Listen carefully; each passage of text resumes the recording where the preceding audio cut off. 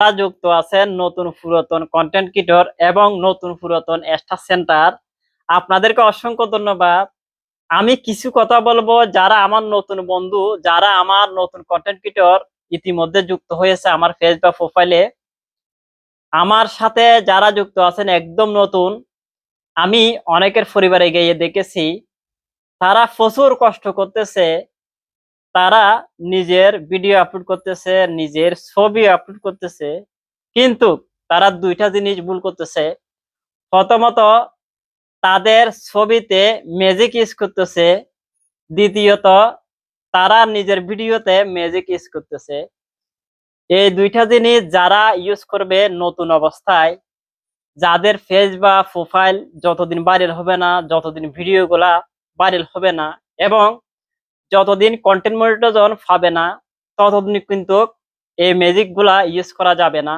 যদি আপনি একজন কন্টেন্ট ক্রিয়েটর হন এবং যদি আপনি ফেসবুক থেকে সফলতা চান। আমি অনেকদিন ধরে কাজ করতেছি, আমার অনেক আইডি নষ্ট হয়ে গেছে এই ভুলগুলার কারণে।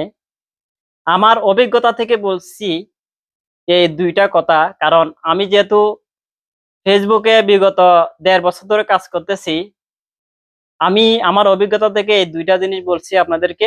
এই দুইটা জিনিস মেনে চলবেন আপনারা, ইনশাল্লাহ একদিন না একদিন আপনারা সফলতা ফেসবুক থেকে পাবেন।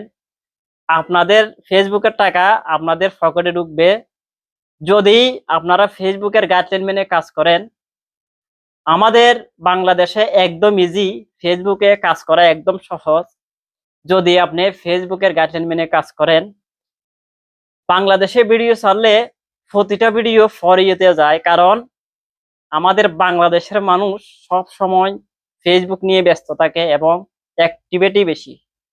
আমাদের বাংলাদেশের মানুষেরা প্রতিটা ঘরে ঘরে